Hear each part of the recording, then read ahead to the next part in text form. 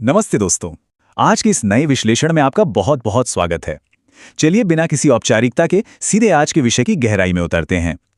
आज हम जिस विषय पर चर्चा करने वाले हैं ना, वो हम सबके, जी हाँ, हम सबके दैनिक जीवन से बहुत गहराई से जुड़ा है। हम बात करेंगे हमारे डिजिटल जीवन और हमारे मन की शांति के बारे में। आज हम एक ऐसी प्राचीन कहानी को समझने जा रहे हैं जो आज के स्मार्टफोन वाले दौर पे एकदम सटीक बैठती है। बेचैन मन और शांत स्क्रीन। ये सिर्फ कोई पुरानी कहानी नहीं है, बल्कि ये आज की एक बहुत बड़ी और कड़वी सच्चाई है। सच कहूं तो ये चर्चा हमें ये समझने में मदद करेगी कि कैसे सदियों पुरानी बुद्धिमत्ता आज की हमारी सबसे बड़ी समस्या यानी हमारी इस डिजिटल बेचैनी का एकदम सटीक समाधान कर सकती है। तो चलिए इस दिलचस्प सफर की शुरुआत करते हैं। जरा सोचिए, रात के 2 बज चुके हैं। पूरा शहर, बाहर की पूरी दुनिया गहरी नींद में सो चुकी है। चारों तरफ एकदम सन्नाटा है, लेकिन एक कमरा ऐसा है जो अब भी जाग रहा है। बिस्तर पर लेटे एक लड़के की आंखें पूरी तरह से थकी हुई हैं, नींद से भारी हो रही हैं, लेकिन उसके हाथ रुकने का नाम ही नहीं ले रहे हैं। उंगलियां बस लगातार मोबाइल की स्क्रीन पर चल रही हैं। उस खूब अंधेरे कमरे में सिर्फ एक ही रोशनी है, उस छोटी सी स्क्रीन की नीली चमक जो सीधे उसके चेहरे पर पड़ रही है। और जानते हैं, उस रोशनी के साथ साथ धीरे धीरे उस लड़के की आंखों की असली चमक कम होती जा रही है। अब सच सच बताइएगा, क्या ये चक्र आपको जाना पहचाना नहीं लगता? एक वीडियो खत्म होता है और बिना सोचे समझे मानो कोई मशीन फिट हो, उंगली स्क्रीन को खिसका देती है और दूसरा वीडियो शुरू। उस लड़के को खुद भी नहीं पता कि वो आखिर ढूंढ क्या रहा है। क्या वो कोई मनोरंजन खोज रहा है, थोड़ी सी हंसी, या फिर शायद वो अपने भीतर के किसी खालीपन से भागने का रास्ता तलाश रहा है? हर रात खुद से बस एक ही झूठ बोला जाता है, यार बस 5 मिनट और। लेकिन वो 5 मिनट कब 3 घंटे में बदल जाते हैं, बिल्कुल पता ही नहीं चलता। ये एक इतनी तेज, बेकाबू रफ्तार है जो हमारे समय को पूरी तरह से निगल जाती है। और परेशानी की बात तो ये है कि ये सब सिर्फ रात तक ही सीमित नहीं रहता। इस आदत का सीधा असर दिन के उजाले में भी साफ साफ दिखाई देता है। अब रात भर जागेंगे तो जाहिर है सुबह देर से ही आँख खुलेगी। फिर दिन भर काम में बिल्कुल भी मन नहीं लगता। दिमाग हर समय थका थका और भारी सा महसूस होता है। मतलब अब ये एक पक्की आदत बन चुकी है। धीरे धीरे लोगों से मिलना जुलना काम हो गया है, घर वालों से बातचीत कम हो गई है, और अगर दोस्तों के बीच बैठे भी है ना, तो भी मानसिक रूप से वहां होते ही नहीं है। सारा ध्यान बस उसी 6 इंच के मोबाइल में अटका रहता है। शरीर तो वहां मौजूद है, लेकिन मन हर समय बेचैन रहता है। और फिर अचानक सब कुछ रुक जाता है। एक दिन चलते चलते मोबाइल अचानक से बंद हो जाता है, बैटरी खत्म, सब कुछ एकदम शांत। जल्दी जल्दी पूरी घबराहट में उसे चालू करने की कोशिश होती है, बार बार बटन दबाए जाते हैं, लेकिन नहीं, मोबाइल नहीं चलता।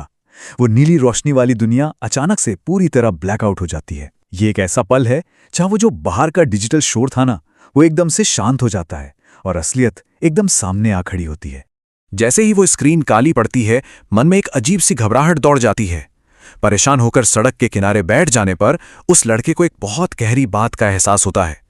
उसे महसूस होता है कि यार, फोन के बंद होने की मुझे जितनी फिक्र हो रही है, उतनी फिक्र तो मुझे कभी अपनी खुद की मानसिक स्थिति या अपने स्वास्थ्य की नहीं हुई।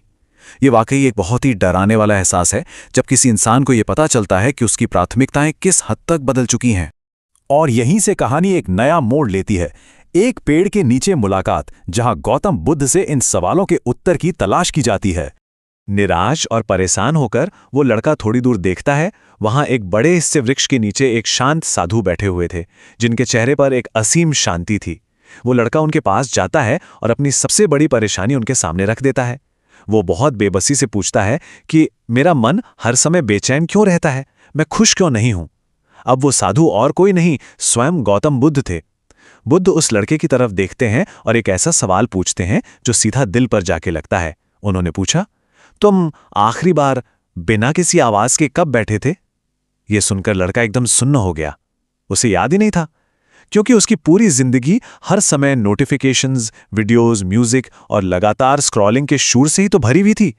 उसके दिमाग को कभी एक पल के लिए भी शांत होने का मौका ही कहां मिला था। और ये बात बहुत ही शानदार तरीके से इस उदाहरण में समझाई गई है। बुद्ध ने अपना संदेश देने के लिए पास रखा पानी का एक कटोरा उठाया। उन्होंने उसमें लगातार छोटे छोटे पत्थर डालने शुरू कर दिए। अब जाहिर है, पानी हर पल हिल रहा था, उसमें लहरें उठ रही थीं। बुद्ध ने पूछा, क्या इसमें तुम्हें अपना चेहरा दिखाई दे रहा है? लड़के ने कहा, नहीं। बुद्ध मुस्कुराए और बोले, तुम्हारा मन भी बिल्कुल ऐसा ही हो गया है। देखिए, जब तक मन में लगातार नए विचारों, नई आवाज़ों और नई तस्वीरों के पत्थर गिरते रहेंगे ना, मन का पानी हमेशा अशांत रहेगा।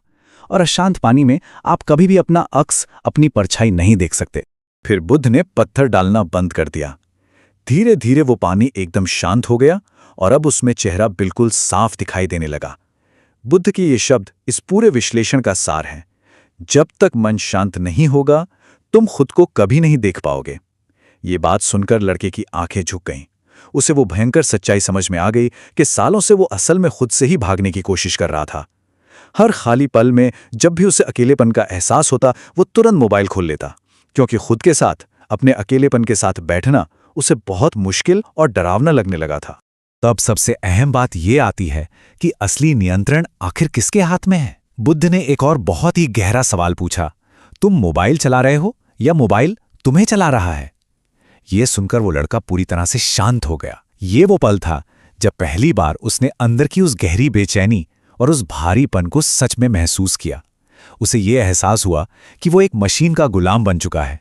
वो अपनी मर्जी से स्क्रीन नहीं देख रहा था, बल्कि वो स्क्रीन ही उसके पूरे जीवन को नियंत्रित कर रही थी। बुद्ध के इस विचार को हमें बहुत ही ध्यान से समझने की जरूरत है। जिस इंसान का मन हर समय बाहर भागता रहे, वो कभी शांति नहीं पा सकता। हवा धीरे धीरे बह रही थी। उस बंद मोबाइल की तरफ देखने पर पहली बार उस लड़के को ऐसा लगा कि उसे दोबारा चालू करने की कोई जल्दी है ही नहीं।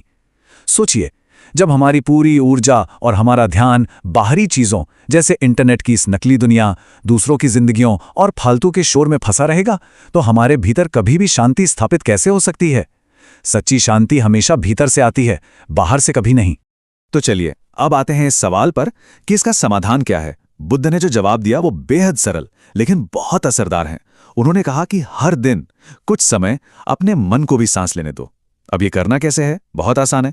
कुछ देर के लिए बिना मोबाइल के बैठो, अपने आसपास की प्रकृति को देखो, उस खामोशी को सुनो जो बाहरी शोर के खत्म होने पर महसूस होती है। और सबसे जरूरी बात, अपने खुद के विचारों को महसूस करो, उनसे दूर मत भागो। ये एक बहुत ही व्यवहारिक अभ्यास है और आज की इस भयंकर डिजिटल बेचैनी का सबसे बड़ा और शायद इकलौता इलाज भी यही है। सूरज धीरे धीरे डूब रहा था और बहुत समय बाद उस लड़के के चेहरे पर एक असली सुकून वाली शांति दिखाई दे रही थी। उस दिन पहली बार उसने अपनी स्क्रीन को बंद ही रहने दिया और असली जिंदगी को देखना शुरू किया। आज की इस चर्चा को खत्म करते हुए मैं आपके लिए एक बहुत ही गहरा सवाल छोड़कर जा रहा हूं। दुनिया का सबसे बड़ा शोर बाहर मोबाइल में नहीं है, बल्कि वो हमारे अपने मन में है। और उस शोर को शांत करने का रिमोट कंट्रोल दुनिया में किसी और के पास नहीं, बल्कि सिर्फ और सिर्फ हमारे ही हाथों में है। इस विचार के साथ जुड़ने के लिए आपका बहुत बहुत धन्यवाद। मिलते हैं अगले विश्लेषण में।